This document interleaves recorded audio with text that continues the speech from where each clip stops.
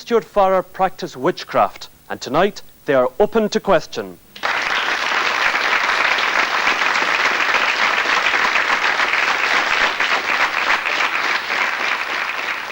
O Queen of the Sun, Queen of the Stars, bless this wine unto our bodies.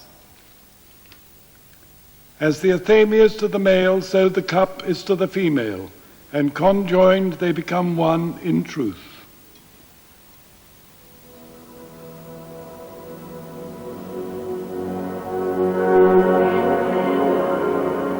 Witchcraft normally conjures up the image of dark satanic rites.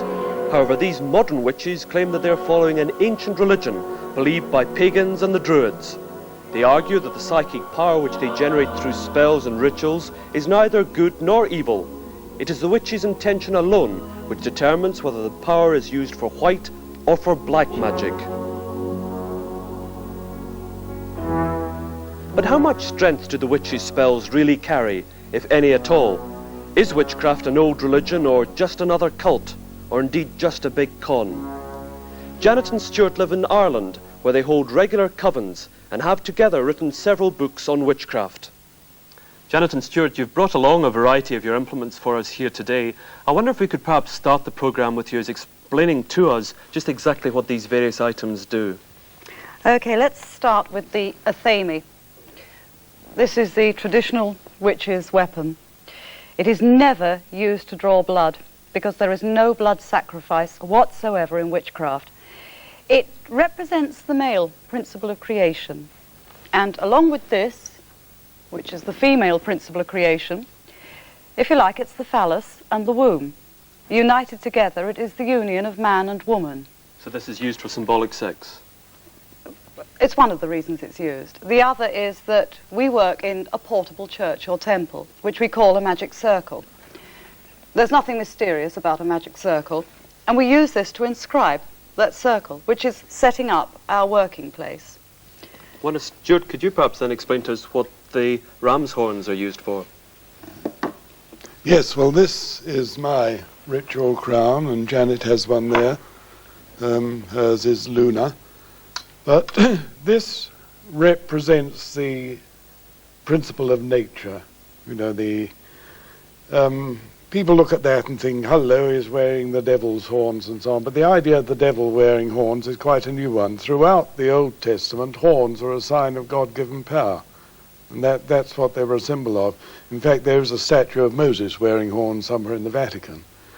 And so, during our rituals, I mean, I as high priest would represent the male principle, and Janet the female principle, and that's why she's got a moon on the front of hers, because the moon is the primary goddess symbol, if you like. Now, we've had quite a lot of questions in from the audience as to how you actually became witches in the first place. The first question coming from Julie Bacon.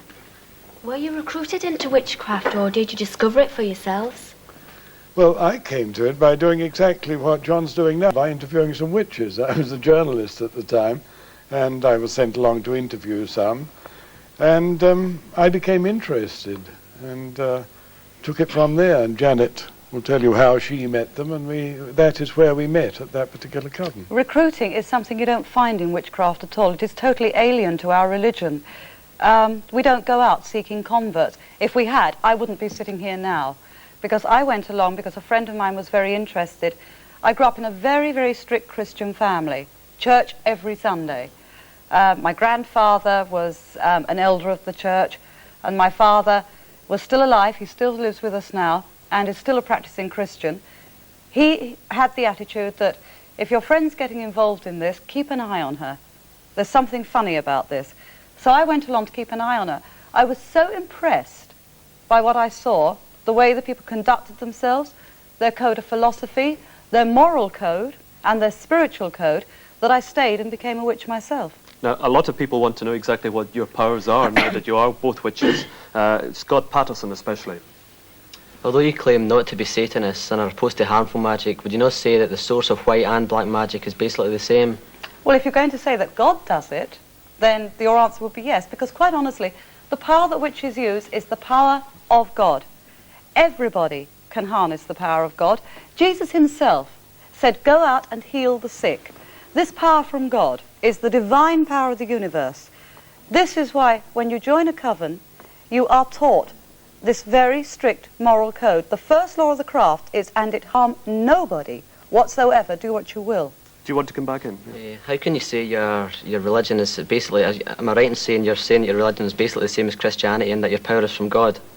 All genuine religions gain their power from God, whether you're a Jew, a Muslim, a pagan. Because, for example, a lot of the world are pagans. In Iceland, it is the equal state religion alongside Christianity. Our religion is very close in many ways to the Hindu religion.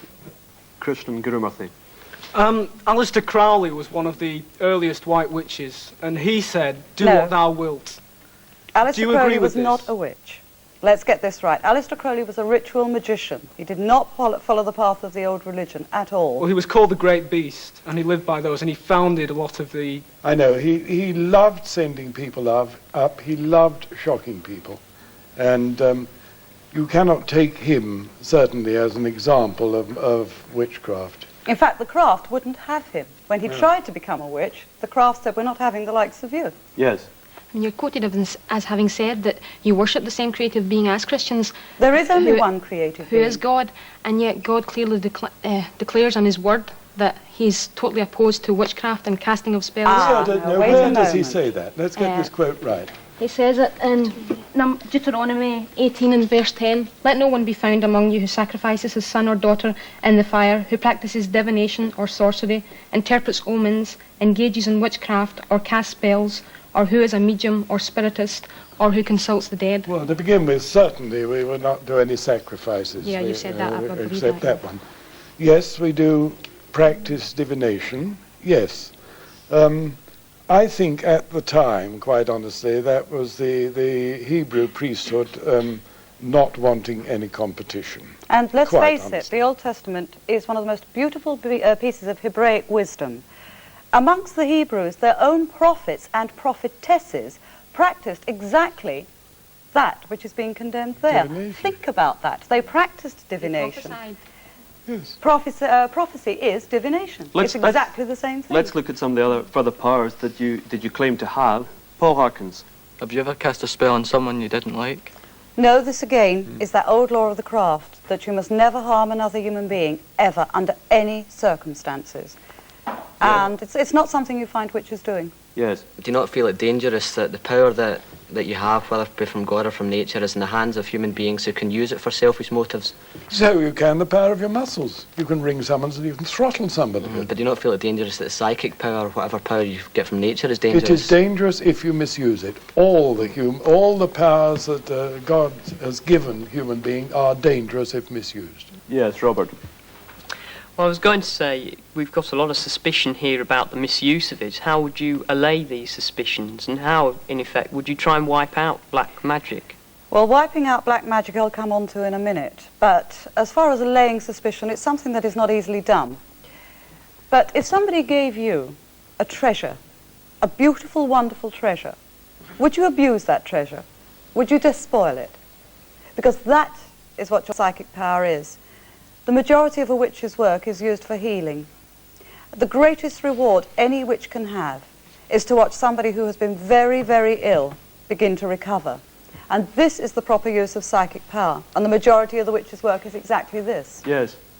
Are you still developing your psychic powers, and when will they be fully developed? When they are Never. fully developed, we will not be living on this planet any longer. We will have returned to the cosmic order. God, call it what you will. Victoria Hind. Do you find that black witches tried to persecute you, and if so, can you give some examples? There aren't many black witches. There are people who study the occult and who are out for selfish ends. These usually belong to a different kind of occult order, which is why inside the craft we have our own, what we call the psychic police force. We keep a check on these kind of people, and if we find they're stepping outside the law, it's the witches who'll be straight down the police station saying, "Excuse me, but something's got to be done about this." Yes. Do you not feel ridiculous working sky-clad or naked and cold? Well, let's put it this way. We don't when it's very cold. We do wear robes as well. But a lot of people misunderstand this ritual nudity. There's another biblical quote, "Unless ye be as little children, in no way may ye enter the kingdom of heaven." Why do you quote the You would Bible be so quite... much? Do you Because take it as a a witch is foundation? a student of many world religions. The Bible, because we're talking to most of you who are Christians, is the easiest to use. And there are some very, very quotable parts from the Bible. Yes. In the Great Rite, you practice not only symbolic but actual sexual intercourse with your working partner, irrespective of your relationship. No, you are wrong there. The Great Rite is practiced at the end of every ritual in a symbolic form by putting a knife into a chalice full of wine and blessing the wine. If it is done in actuality, it is done entirely privately between the couple concerned. This couple preferably should be a happily married couple inside the craft, or established lovers with each other who are, planning to get married. It is not done between odd individuals. The whole key to the Great Rite is that you must love each other. You must be in love and love each other. It is also used for the procreation of witchcraft children. We don't believe that God can't see under the covers. So a witch couple wanting a baby would do it in their sacred temple, but always in private, never with people watching. Do you want to come back in? Yeah, I didn't mean like in public, I did, but what I was thinking of was, is it possible for incest to be committed without you actually realising that? Incest? Between what? Between brother and No, sister no, or no. child. Your working partner states that it can be either father and daughter or brother Yes, and sister. I see where the misunderstanding has come. In this case, if a father and daughter or mother and son were working, they wouldn't participate in the Great Rite. But then surely they're missing out something on there. No, because then what you'd find would happen is that when the child was old enough and they had their own boyfriend or girlfriend, if it was a person in the craft, yes, they would partake of the Great Rite. Broadly speaking, you're recognising Christian morality in that you oppose incest, and you're talking about the preferability of lovemaking occurring between a married couple. That sounds very conventional. Exactly. Yes, witchcraft is very conventional. This is, again, a misunderstanding. I think this is more than just Christian morality. I mean, it is normal human morality, that sex is a relationship which is part of a total relationship. And if it isn't, then there's something slightly shabby about it. Yes. Janet, in past lives, you say you were a Spanish whore and a Roman slave. Is this just a subservient fantasy? We're going back to the role of psychiatry again. Reincarnation is a fascinating subject. That one, for example, is one of the more dramatic ones. But other times, I mean, I've just been ordinary Joe Bloggs in the street. How do you know? Again, reincarnation recall. And again, a lot of it goes right back even to my childhood. Did you know that the majority of the world's religions, in fact, about 2/3 of the world's population believe in reincarnation? And again, it is something that's been investigated scientifically. Back row. If your religion or your craft doesn't believe in heaven or hell, but you do believe in reincarnation, where do you believe that the spirit goes in between these times? We call it the Summerlands, which is a very, very pleasant place. Again, although we don't draw back the dead, sometimes I have helped people over between their physical life and, their spirit leaving their body. So I have glimpsed the Summerlands. It is the nearest to, if you like, the way the human mind can conceive of paradise. But the ultimate is even more wonderful than that. Sheila Deeks. Do you have any choice of the future reincarnation that you may encounter? It depends on how you have developed, and what are the next lessons you need to learn. How it happens, people would hold different views, but it seems as though someone up there, if you like, is seeing to it that you get the sort of life next that you need for the lessons you've got to learn. Have you been discontented with one of the lives that you've had? Yes, when I was a Spanish whore. I mean, that sounds glamorous, but you think about it. Living in the 16th century in extreme poverty, with a small daughter and no husband, and having to sell yourself, that's not glamorous, it's horrible. Will you always be human beings in each reincarnation? Yes. Yes. Robert Hickman. Will you always be witches in each reincarnation? Not necessarily. No. Will you always meet each other in each reincarnation? Certain people, yes, you do come across time and time again. Yes.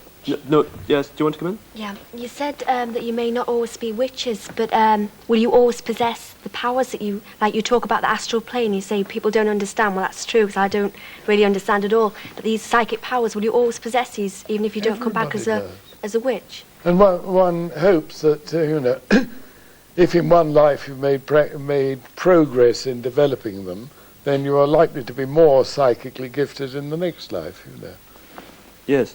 If you have all these special powers, why then do you need a martial arts expert as a bodyguard? For surely forewarned is forearmed. We live in a real practical world. And by living in that real practical world, we have to face the fact that out there can be a very dangerous place sometimes. Because of the fact that, for example, I'm a known witch, I often have to go into places where, and I hope I'm not going to offend anybody in the audience. For example, there may be some fundamentalists or born-again Christians. I know of at least one Christian organization in England who are so militant that they have actually stooped to violence, physical violence, not just against witches, but against anyone of any other religion as well. And this isn't funny. Yes. What do you think inspires this extremism against you? Surely this goes back to the whole idea of them being so suspicious of you. You've got to do something about allaying the suspicion. I think it Which is why we do programs like this. It goes back partly to the persecution centuries, and that was in a time where it was accepted that everyone of any given state had to be of the same religion. And the persecution centuries are roughly from the sort of 15th to the 18th.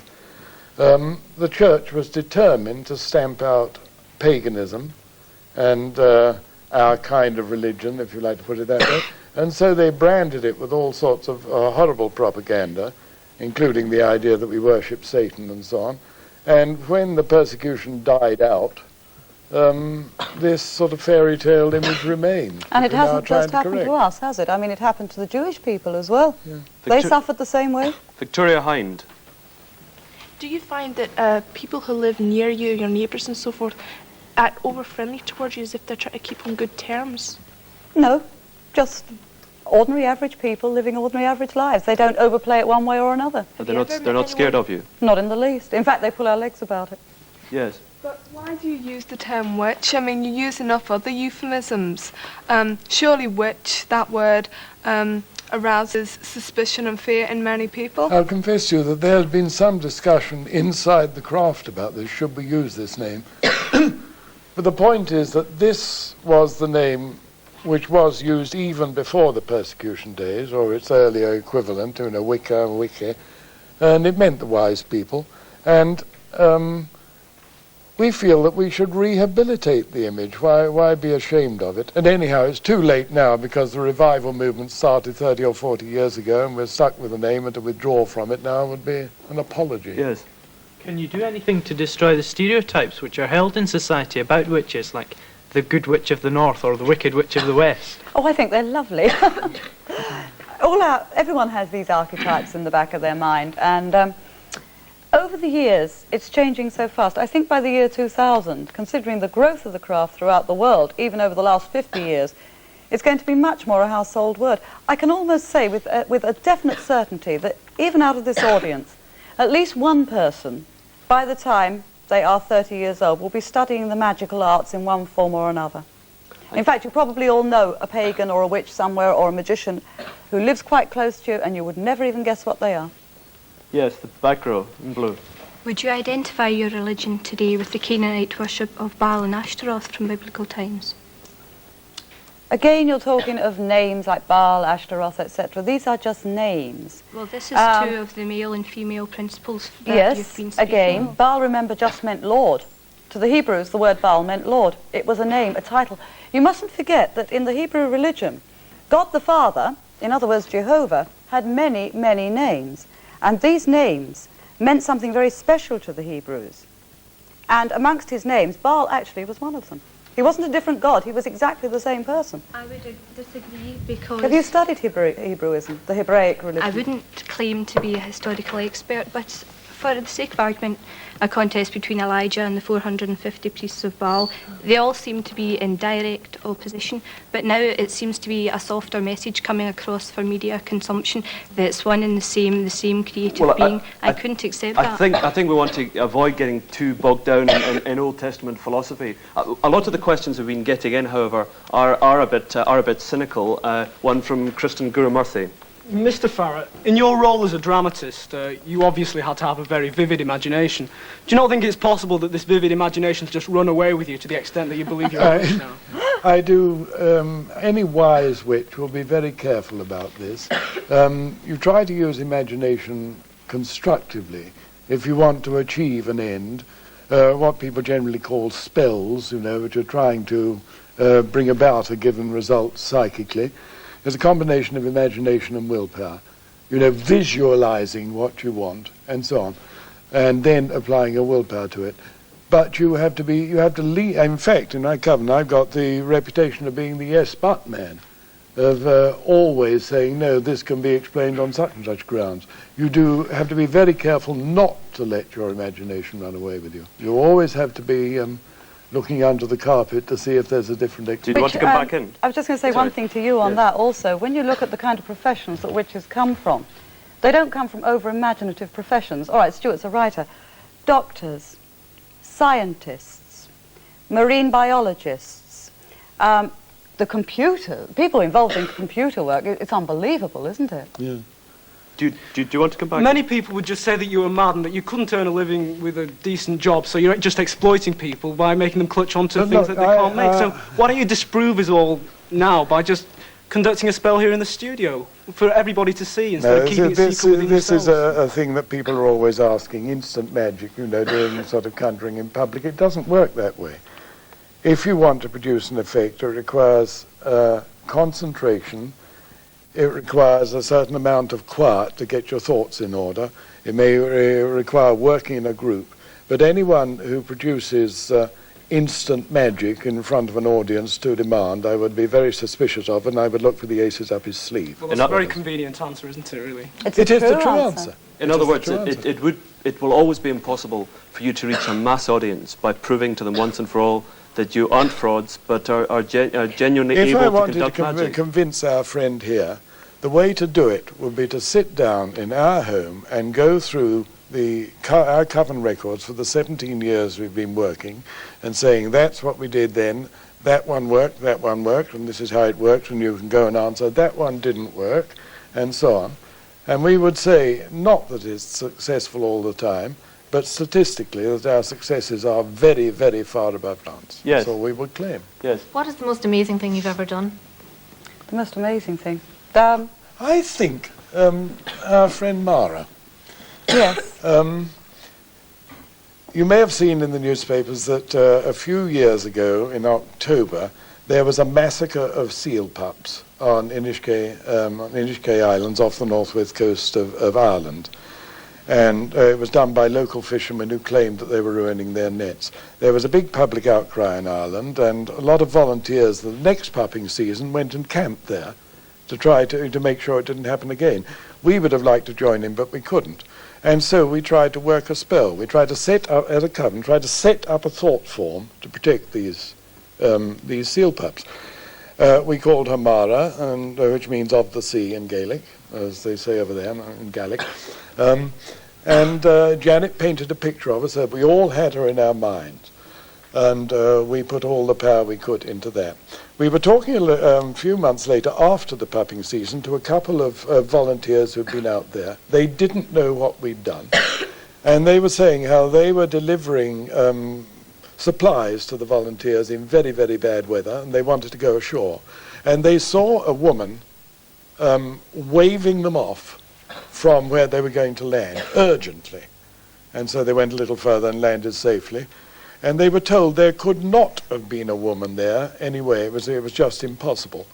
And her description fitted Janet's painting exactly, and our image. And we learned later that this figure was quite often seen among the seal pups and was known as the ghost to the volunteers. So there's something we set up. And this particular volunteer happens to be studying at Trinity College in Dublin, and he is a physicist. Yes. When you talked about stopping seal clubbers, you could construe that as a political act, in which case, are you a socialist witches or like Mrs. Thatcher who magically find that witches are of every shade of politics, but there's one soapbox that they have in common, and that's the ecological, environmental one, because it's very much a nature-based religion. We feel very strongly about responsibility for Mother Earth and her creatures, yes. And that particular political point, if you like, they would all share in common. Yes, back row. If there's scientists and doctors among your ranks, how does science as a whole view your craft? Do they accept it or do they totally reject it? Depends as entirely on the being silly? individual. I think a lot of progressive scientists realise that psychic powers do exist and are being scientifically investigated, and a lot of doctors and nurses feel that this is an extra dimension to their work. Yes. Bearing in mind these healing powers which you say you possess, don't you think they would be better served if they were regulated, perhaps in the National Health Service? Well, as I said, a lot of our ranks are doctors and nurses working with the National Health Service. But then again, when you're talking about the National Health Service as such, remember that, for example, acupuncture wasn't accepted that long ago, and yet now there's talk of bringing this into the health service. Fringe medicine, in other words. Yes. Yes. Have you ever used your powers to forward your career in any way? In a constructive way, you know, if you feel that you need to do useful work and that you're being held up by some sort of problem, then yes, we would work on that. But again, not to push somebody out of the job. Not selfishly, no. Can I go back to the great the ritual?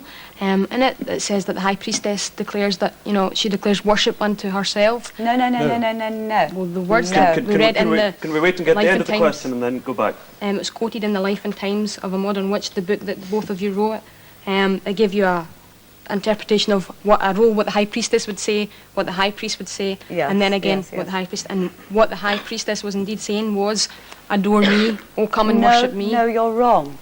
Remember that she is representing God the Mother, and only for one brief moment, and that is to say that particular statement. She is saying to the people around her, not worship me, not worship Janet Farrar, not even worship me as my spirit. I am just saying the words of God the Mother, the Creator. You know, worship nature, worship me, the divine. In other words, not me, but quoting the divine. the goddess. I'm quoting the goddess. But who is the goddess? I mean, she doesn't appear to be mentioned anywhere in the Bible. I've never ever come across anything about a goddess. Don't forget that the Bible, I'm afraid that the Hebrew religion, followed by the Muslim and Christian religions, introduced patriarchy into religion. In the early And days, were very firm about it.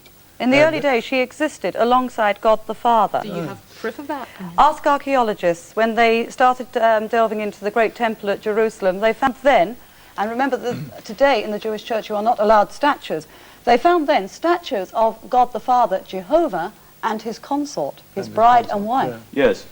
You keep talking about coming back to be one with nature and everything, but surely you're far too materialistic to really believe In that. what way do you think we're materialistic? Well, you've written books, you've made profits from that, you're living in a tax-free environment. We grow our own vegetables, grow our own herbs, use herbal medicine. But surely you should be giving your income back into your craft if you believe in it so much. We do. You should be going out to help other people. We do. We help other people all we can, yes. We don't earn money from that. I am a professional writer, and I've earned my living that way all my life.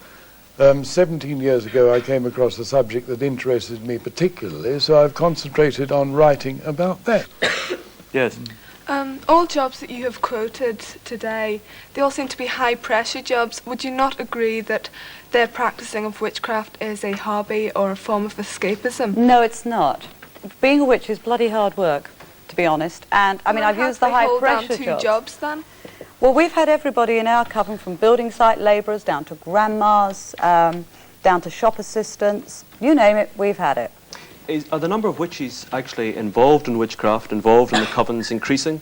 Yes. Or is it a dying form of worship? No, it is increasing. How many people are involved in Nobody witchcraft knows in the this British exactly Isles? because there is no national or international structure. There's no hierarchy outside the coven. But we've heard estimates for anything from sort of 30,000 in the British Isles or what have you, but nobody really knows. But one pointer that we do have is that we get readers' letters practically every day from our books, you know, from witches that we've never heard of before. This lack of central control in itself must be worrying for you, presumably, because lots of people are going to operate as black witches and presumably are going to turn the average member of the public off good witchcraft without central control or discipline. I think most practicing witches are not black. We find that the black ones are a sick fringe, that most covens work honestly, and they try to work white magic and they keep quiet. One doesn't know about them. The ones that hit the headlines are the ones that do scandalous and bizarre things, and we don't regard them as real witches at all anyway. They're idiots who've read a few Dennis Wheatley books and set themselves up thinking that this is what witchcraft is, which is another reason why we write on the subject, to clear the whole matter up. We've had a number of questions in about the relevance of witchcraft as we enter the next century, one especially from Catherine Foote. Of what relevance is witchcraft to the butcher's public as we enter the 21st century? I think that the world is going through a change. It's a dramatic change. People are seeking spiritual roots again. A lot of the established religions are not making them happy. They don't want to go to a church on Sunday and approach God that way. They want to say, God, I'm going to speak to you one-to-one. And this is one of the reasons why it's growing, and this is what its relevance is to the 21st century, that it is growing on such a worldwide scale that we are going to return, in a sense, and I'm going back to Christianity, to the early days of Christianity, when people worshipped in small groups. There was no big somebody up there saying, this is the way it's going to be done. I'm up here dominating you, you're all down there, and you are going to hear what I'm saying. Instead, we are going to, in fact, even in Christianity, I think it will happen. There's going to be a bigger growth of small groups worshipping in private together, and I think this is going to be the saving of Christianity. Another relevance to the 20th century and this particular period of it is that it is, as I said, very much a nature-based and ecology-based religion, and there's a growing consciousness that we are making a horrible mess of the world we live in, and we've got to do something about it fast, so we've blown holes in the ozone layer and gone various irreversible things.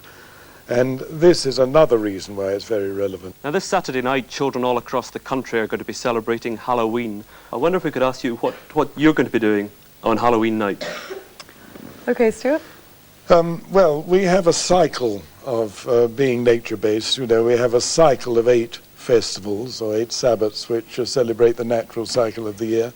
And this is where we celebrate the end of summer and the beginning of winter. It's the old Celtic New Year. Yeah. Also, traditionally, it is a time when the veil between the seen and the unseen is very thin.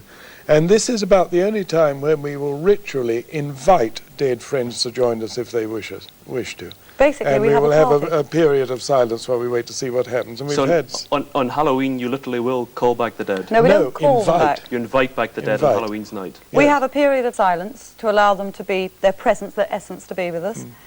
And then, if you like, we say the equivalent of a prayer for them. And afterwards, we turn the whole thing into a wonderful, glorious, very childlike party. Bobbing for apples, the whole bit. I'm afraid that's all we've got time for, but in the meantime, Janet and Stewart Fararar, thank you for being open to question.